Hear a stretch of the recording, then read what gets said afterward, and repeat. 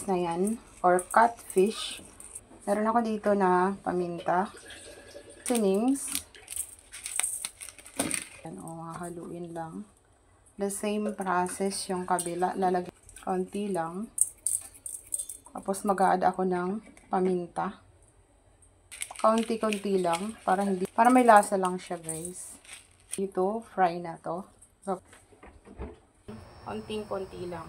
Yung maganda sa aking pan or kawali.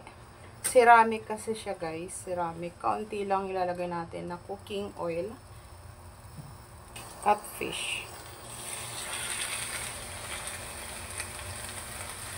Tapos, tatakpan ko lang siya. Itarin ko lang ito. Yung kabilang side naman.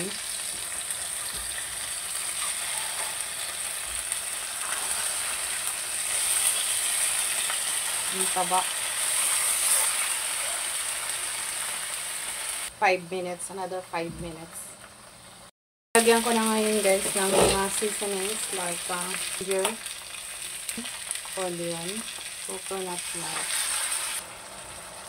Meron akong red bell pepper, chili, like. Takpan ko lang yan. Ngayon nila.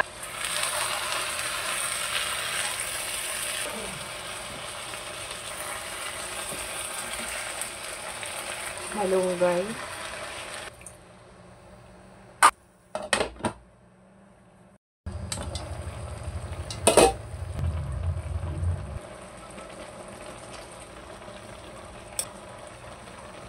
Coconut milk. Ito yung unang gata.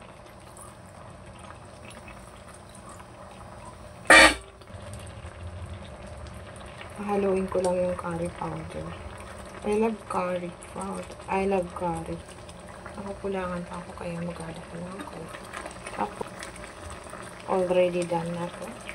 Seasonings. The liquid seasonings ako. Talagyan ko na siya. Konti lang. Keto curry. Ang lasa niya. Yummy. Curry fish.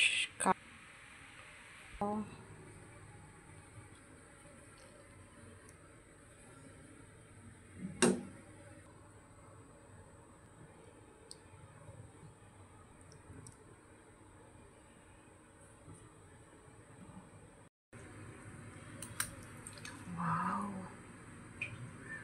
Ang laman. See. Kita niya.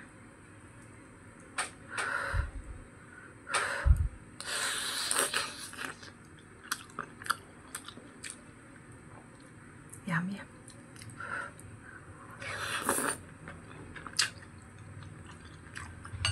Mega. Delicious. Malasa. Sobra.